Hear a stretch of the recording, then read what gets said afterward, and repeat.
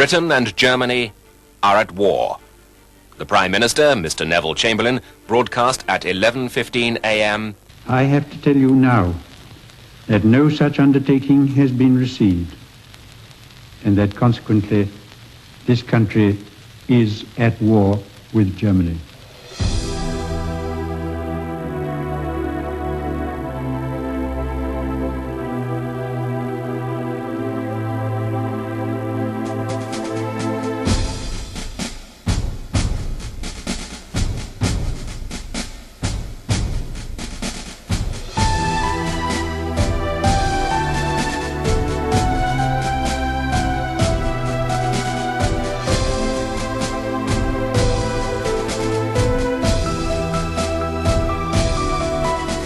"90% of the city's housing stock was damaged, with many industrial and civic landmarks razed to the ground. When news reports referred to an East Coast town, the rest of the country were oblivious to the poundings of the city. The government didn't want Hitler to know how much damage he was causing. So I was going to work one morning and I fell on Beverly Road. "Hey Freddie, so you going to work?" I said, "Yeah." He said, "Don't bother." He says, "Because your place is flattened." Well, one of the main ones, I think the Prudential building was the main one, which really stood out. That was the main one. And what happened to it? Well, the area was bombed and they had to pull it down because it's such a dangerous condition. A lot of people got killed down in the cellar when the mains were burst. It's funny, I remember as a young child the war seemed very exciting. Nights spent down in the air raid shelter cocooned me from the reality outside. That was until the night a huge landmine went off. It was on the allotments where Bird's Eye is now. And I was blown from the top bunk of my bed in the air raid shelter to the floor. Now apparently I missed all the excitement because I didn't even wake up. But I do recall the scale of destruction was massive. And we came home for the night, and we had the sirens going on. The sirens were on at the night time. Anyhow, next morning about 8 o'clock time, we was walking from our house in Garden Village to Alexander Dock, and as we was coming down Craven Street, we had a great big loud explosion. And as we got onto Alexander Dock, we had a mine had gone off in the dock. Anyhow, eventually found out that it was my uncle's ship was in this first bay where this landmine had gone off, and there was 3 or 4 barges in that bay, and they all sank. And one of them was my uncle's ship. There was also another ship there belonging to Lincoln and Hull, and there was a man and wife lived on the ship, and they were both drowned.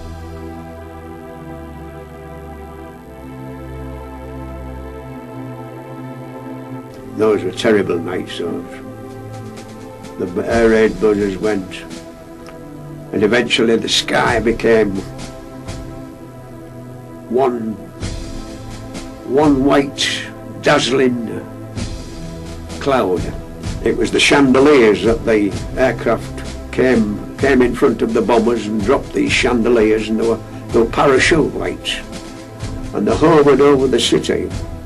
And it was like broad daylight, and then the bombers came in and dropped it all. And although the city was protected by barrage balloons, they were so high that it didn't make any difference. And of course the city was devastated. Well, this is from my father, who worked at Rickett and Coleman down Dansom Lane. He was there during the war, and he was actually at Rickett's when it was bombed in May 1941, when it was actually absolutely flattened. He does say that when Churchill came to visit Hull, and he came down what was Dansom Lane then, around the Kent Street area, the population weren't too happy with him.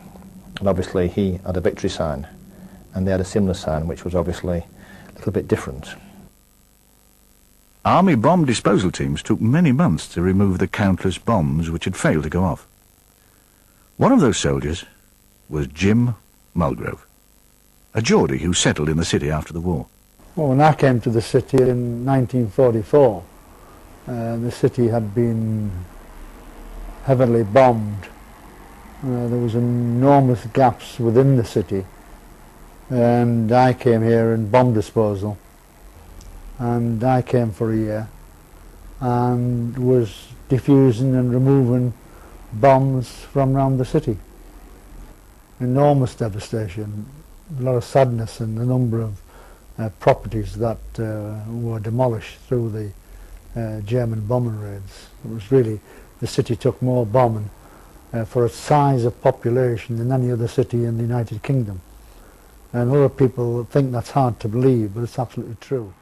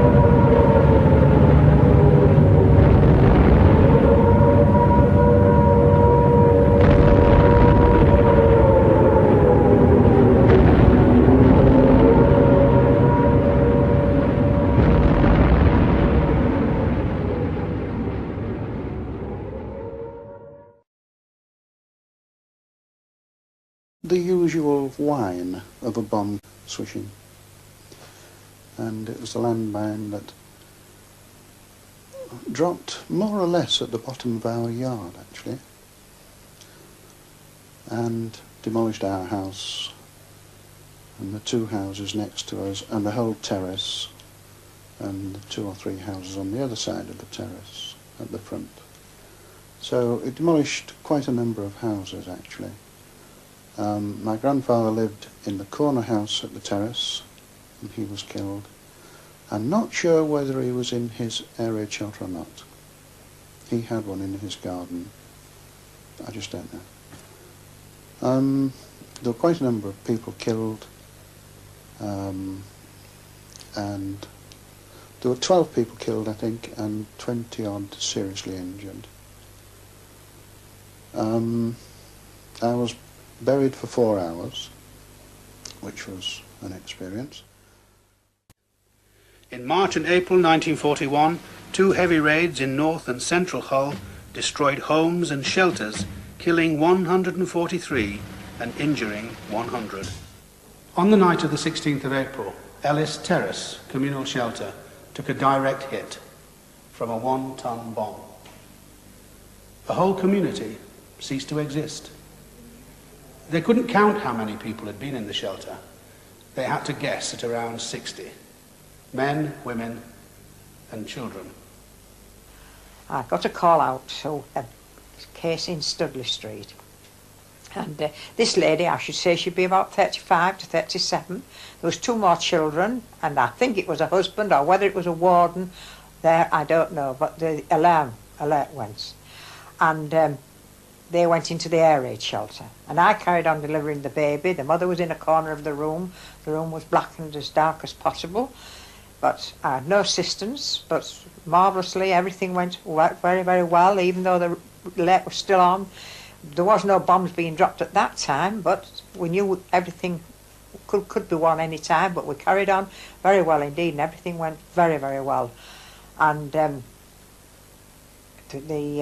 mother was very happy, and the baby, lustrous baby, lovely baby. And then the all clear went. Well, then her husband came back with these 2 children, and I said, well, in this case then I'll go, I'll be on the way then. And so I got on the cycle and I got to Garden Village. And when they got to Garden Village, the alert went again as though the plane had turned round to come back again. And I can more or less, you could, well, I don't know, but I looked up in the sky and I thought, oh my word, Ethel, be quick. You know, pedal as fast as you can. And I got it, at that time I was in lodgings in Lake Drive. And I went into the ambulance shelter in Lake Drive. I hadn't been in there above 5 minutes when this, huge bang. And we all clung together. We thought, something's happened, seriously happened, you know. And stayed there, you heard the ambulances going and the sirens blowing and, something serious. And then the all clear went after that. About, as you say, 3/4 of an hour after that, the all clear went. And we went in to bed. Next morning I got up to go to do my work as usual. I made the first call to Studley Street. But as I was going along Holderness Road, I thought, oh dear me, something serious here. I wonder what's happened. There was barricades across, policemen, and ambulance men, and dear me, I thought, oh dear. And I did ask a policeman. I said, what's happened? What's happened? He said, I'm afraid it's very, very serious. It's all Studley Streets and all the communicating shelters are all wiped down. And Studley Street. I said, not Grafton Terrace, Studley Street. He said, yes, I'm afraid it's down. There's nothing. No. I remember saying my prayers that night. You know, the next night. The little baby would be 9 pounds 2 ounces, and I'm sure it would be the youngest, smallest child, the baby to be born during the war. He would only live 2.5 to 3 hours. I'm sure it would be the youngest casualty at the war, in all the war, that little baby, bless it.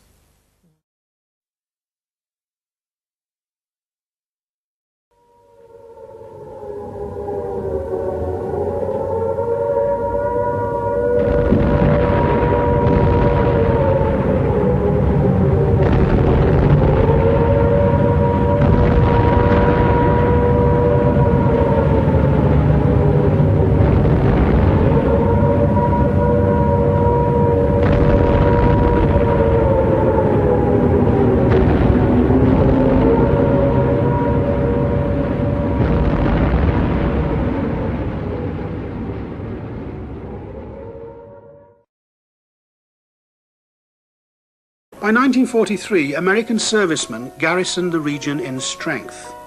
In July of that year, an imaginative and resourceful pilot from the US Air Force Base at Gox Hill relieved a crashed Lockheed Lightning fighter of its gun camera, hitched its 24-volt battery pack onto his shoulders, took the Humber ferry with his English girlfriend, and shot this rather shaky but unique footage of Hull as he drove his Jeep around the city the morning after one of the last major raids.